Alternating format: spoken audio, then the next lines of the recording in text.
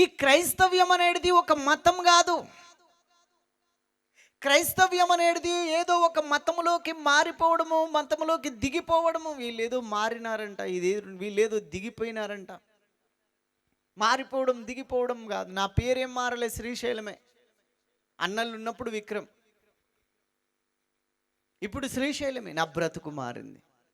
7వ తరగతిలో పెన్ను బట్టే చేతిలో గన్ను పట్టిన, పుస్తకాల సంచి మోసే వీపున కిడ్ బ్యాగ్ మోసిన, రోజు లంచ్ బాక్స్ మోసుకొని పోయే చేతుల అన్నలకి అన్నాలు కట్టుకొని పోయిన, సద్ది మూటలు మోసిన. హల్లెలూయా.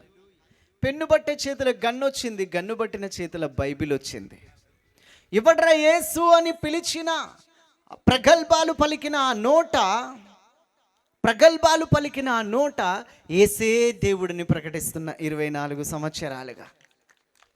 ఎందుకయ్యా అనంటే, వాళ్ళంటారు, భక్తులు ఆయనతో పాటు తిరిగిన వాళ్ళు, మేము ఏదైతే కన్నులారా చూసినామో, చెవులారా విన్నామో, దేన్నైతే స్పర్శకి తాకి చూసినామో దానికి మేము సాక్షులము, దాని గురించి మేము ప్రకటిస్తున్నాము. ఇది పుక్కిటి పురాణము కాదు, కల్పిత కథ కాదు, లేదంటే ఏదో పిట్ట కథలు, చిలక పలుకులు కాదు. ఆయన సజీవుడు, నా బతుకును మార్చినవాడు, నా మరణాన్ని జీవముగా మార్చినవాడు, నా చీకటిని వెలుగుగా మార్చినవాడు, నాకు ఒక మరు జన్మనిచ్చినవాడు. హల్లెలూయా. నన్ను వెదకి వచ్చినవాడు, నన్ను పలకరించినవాడు, నువ్వు నా సొత్తన్నాడు. దేవునికి మహిమ కలుగునుగాక. దేవునికి స్తోత్రం. హల్లెలూయా, హల్లెలూయా. ఆ రోజే నేను చనిపోయి ఉంటే 24 సంవత్సరాల క్రితం నా సమాధి మీద పెద్ద పెద్ద చెట్లు మొలిచేయేమో. మా అమ్మ నాయన కూడా నా పేరు మర్చిపోయే వాళ్ళేమో.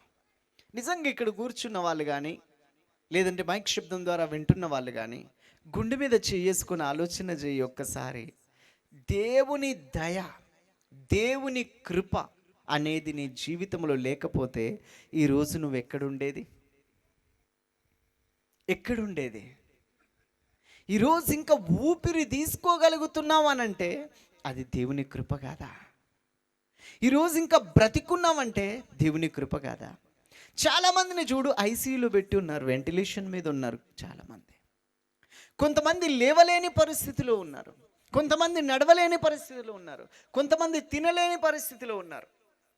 కానీ నువ్వైతే ఈ స్థితిలో ఉన్నావంటే, ఇంకా బతికున్నావంటే ఆయన కృప కదా. దేవునికి మహిమ కలుగునుగాక. ఆయన కృప లేకుండా బ్రతకగలిగిన నరుడెవరు? దేవునికి స్తోత్రం.